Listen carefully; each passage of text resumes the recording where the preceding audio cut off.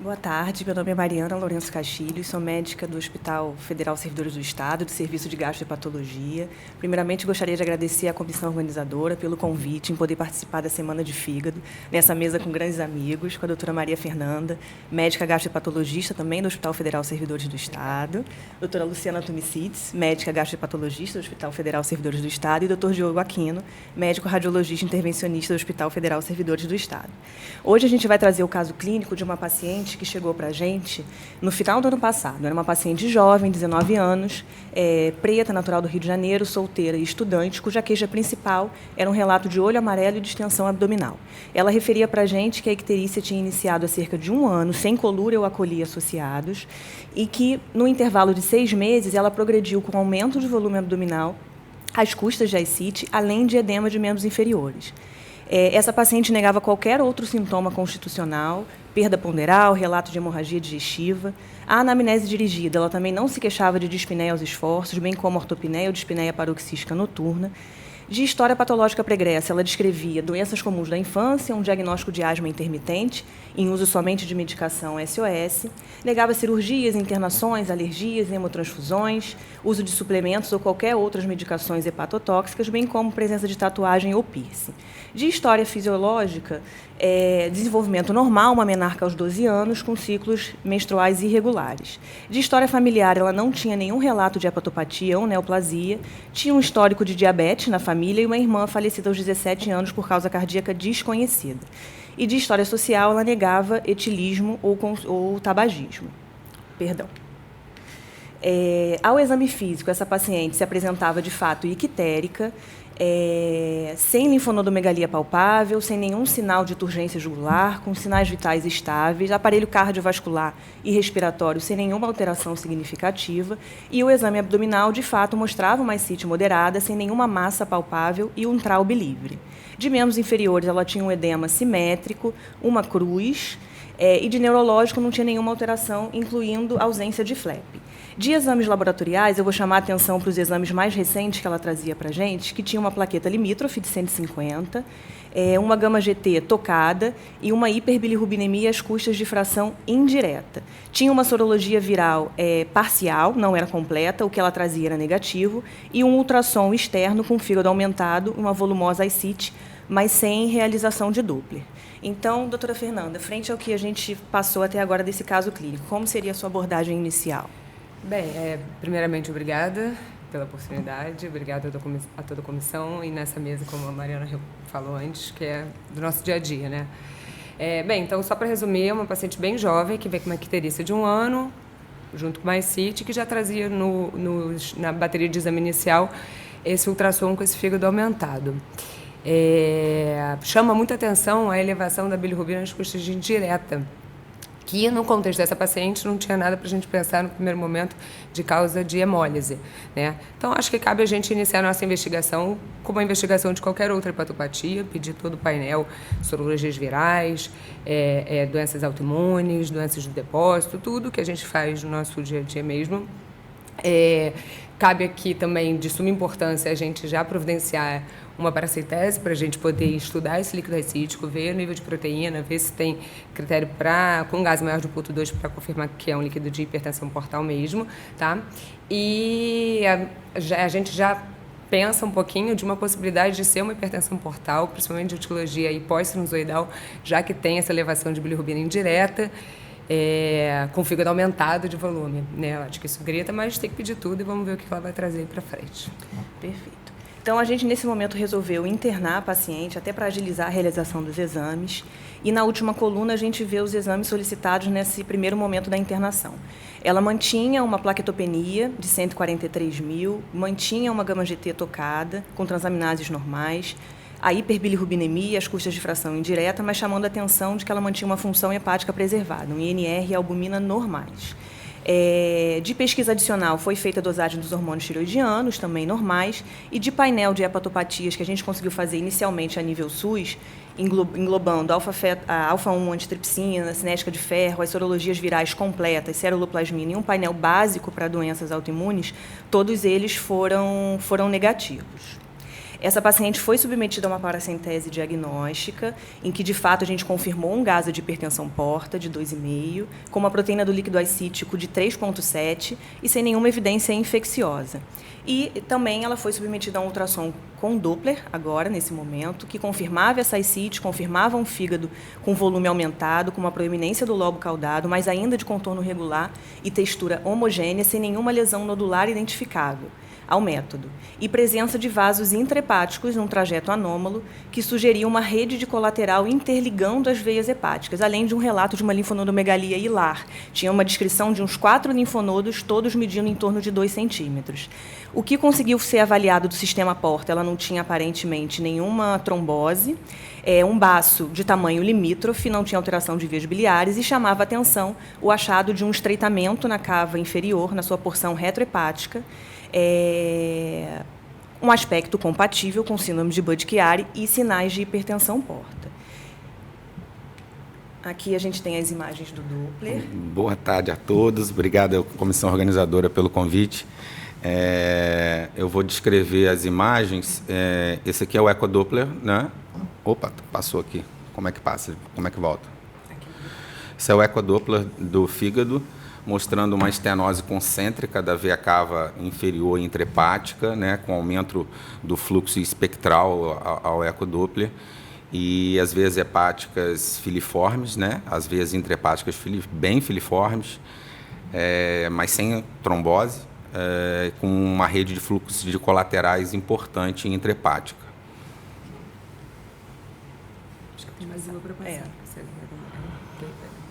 Aqui o aumento do fluxo espectral do Doppler, né, e o fluxo turbilionar ali do ponto da estenose concêntrica da veia cava intrahepática.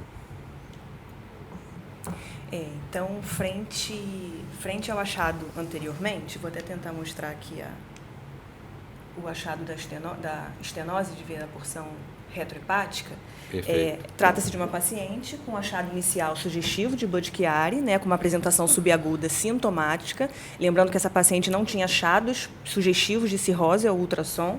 Tem esse relato do aumento do lobo caudado, mas que é justificável pela própria drenagem dele ser para os ramos retroperitoneais, onde a gente vê essa estenose, e ela não tinha nenhuma disfunção hepática. O método não identificou nenhuma trombose. Então, frente a esse momento, doutora Luciana, você indicaria algum outro exame adicional ou você estaria satisfeita para confirmar esse diagnóstico? Bom, também quero agradecer o convite à comissão aí organizadora. Sempre bom estar aí junto, discutindo o caso com os amigos, né? Bom, essa ultrassonografia, como o nosso amigo aqui explicou, a gente vê um diagnóstico etiológico, né, da síndrome de Budd-Chiari, onde a gente vê uma rede de colaterais intrahepáticas que está sendo formada exatamente pela estenose da veia cava inferior. Só que é importante a gente lembrar que a principal causa da síndrome de Budd-Chiari são as tromboses, né? Então, a gente tem sempre que afastar, né, a associação de trombo nessa região, né? Lembrando que os casos de estados de hipercoagulabilidade, sejam inatos, adquiridos, né, a gente sempre tem que estar afastando o trombo juntamente. Só que essa área, né, que a veia cava ela é estenosada, é uma área que é mais retrohepática, né? Então, acho que a ultrassonografia ela acabaria tendo uma dificuldade ali para avaliar melhor aquela região. Então, acho que uma tomografia, uma ressonância, enfim, complementaria sim esse exame. Além de que na ultrassonografia também foi descrito linfonodos megalias, né, na região hilar. E frente à síndrome de Budd-Chiari, a gente tem que pensar em doenças linfoproliferativas, né? E lembrar que doença linfoproliferativa, assim como o hepatocarcinoma, tem na literatura já associação com membrana de veia cava. Então, é importante a gente fazer um estudo dinâmico, né, do fígado para a gente poder afastar todos esses fatores aí. Posto isso, mesmo que a gente tivesse julgado a necessidade de complementação com o exame contrastado, baseado nesses exames atuais, você já indicaria alguma terapia inicial para essa paciente? Iniciaria a anticoagulação? E, se sim, qual droga você optaria? Sim, acho que a gente já pode indicar anticoagulação para essa paciente. A gente, como a doutora Luciana falou, a gente sabe que o Budd-Chiari síndrome está muito relacionada com o estado de hipercoagulabilidade, que o pilar do tratamento é a anticoagulação, tá? Então, está indicada a anticoagulação para essa paciente. Em relação à droga, e, além do mais, mesmo que se a gente não tenha ainda uma avaliação completa, se há trombo já presente ou não, a gente tem uma estenose, o que vai gerar um fluxo ali turbilionar, como o Diogo falou, e que já pode propiciar a formação de um trombo daqui para frente. Então, ela tem esse risco. Vamos protegê-la com anticoagulação. Em relação à droga, na história clínica, quando a gente conversa com ela, ela nega qualquer coisa que faça a gente pensar de uma trombofilia. Então, não tem história familiar nenhuma de trombose, nenhuma perda gestacional da parte dela. Então, os anticoagulantes de ação direta, eles podem ser receitados para essa paciente, além da praticidade dessa droga ali no dia a dia, principalmente no nível SUS, que o paciente às vezes não consegue fazer o deslocamento para fazer controle de INR, né? Isso é uma realidade nossa. Então, os anticoagulantes de ação direta estão bem indicados. Caso contrário, se essa paciente trouxesse para a gente já alguma coisa para a gente pensar em trombofilia, e mulher jovem com trombofilia, uma das principais causas é a síndrome do anticorpo antifosfolipídico, que é o SAF, né? Nesse caso, a indicação seria os antagonistas da vitamina K, que é o Marivan. Perfeito. E visto que a gente já vai propor para essa paciente o início da anticoagulação, frente aos achados até o momento, doutora Luciana, indicaria alguma profilaxia para hemorragia digestiva primária ou indicaria uma endoscopia para essa paciente? Bom, diante, né, do Doppler, né, que já mostra sinais de hipertensão porta, a gente já está autorizado a começar o beta-bloqueador, né? Ainda mais numa paciente que tem menos de 150 mil plaquetas, né? Mas eu pediria uma endoscopia para a gente poder estadiar melhor, né? Até porque essa paciente fica difícil a gente fazer uma elastografia hepática devido à ascite volumosa que ela tem. Então, eu pediria endoscopia, a paciente está internada, um exame de baixo custo, mas não postergaria o início do beta-bloqueador. Perfeito.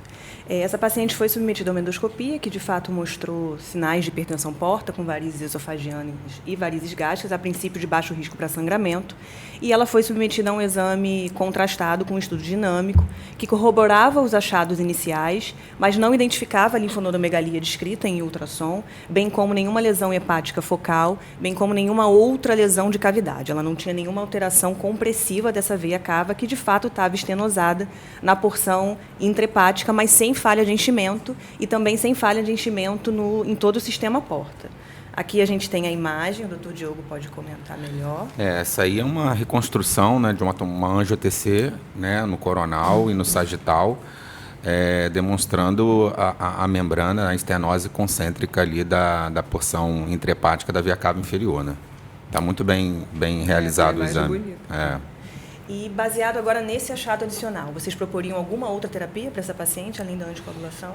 Bom, a gente está de frente com uma paciente jovem, né, com uma síndrome de Budd-Chiari subaguda, sem cirrose, sem sinais de insuficiência hepática, que a gente pensa em alguma indicação de transplante.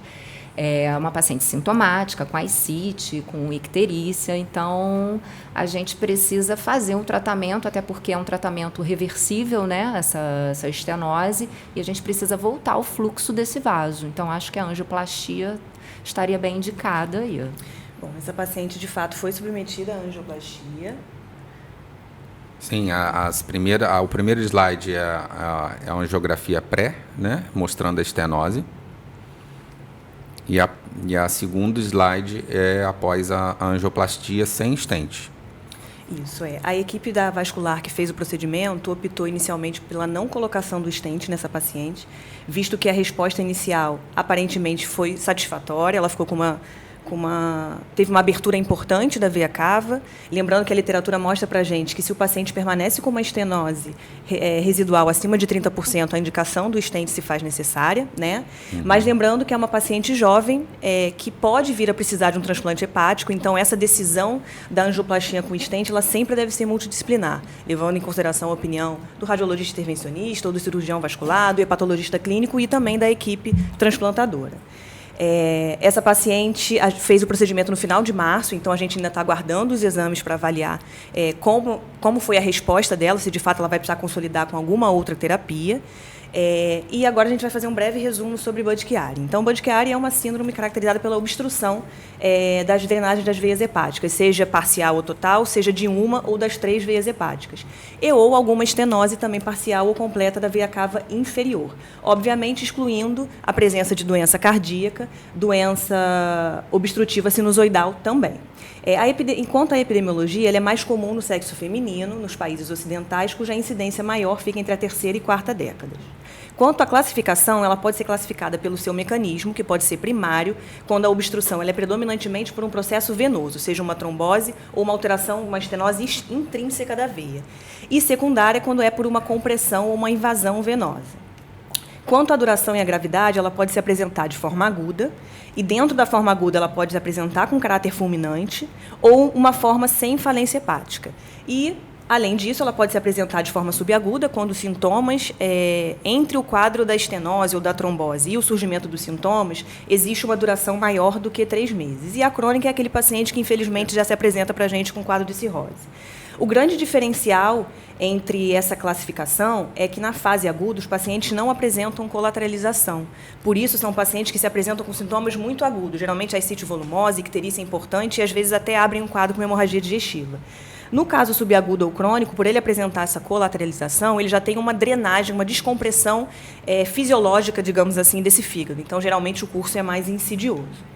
Como a gente falou brevemente, a manifestação ela é muito diversa, então sempre o paciente precisa ser, dentro de um quadro de hepatopatia, Budd-Chiari deve ser pensado como um diagnóstico diferencial, e o inverso também é verdadeiro. Todo paciente com alguma hepatopatia, eu preciso excluir Budd-Chiari justamente por conta dessa variabilidade. Quanto ao diagnóstico, o ultrassom com Doppler do sistema porta já é um exame que traz bastante informação para a gente, e ele consegue definir o diagnóstico, mas, na maioria das vezes, o exame contrastado é importante até mesmo para a investigação etiológica, avaliar melhor a extensão, de trombose ou não, e também para a gente fazer o diagnóstico diferencial em relação à investigação etiológica. Lembrando que, em cerca de 80% dos casos, a gente consegue chegar à causa da doença, né? Sendo a mais comum, como as colegas já falaram, o estado da hipercoagulabilidade. Então, investigar trombofilias na presença de trombose é fundamental.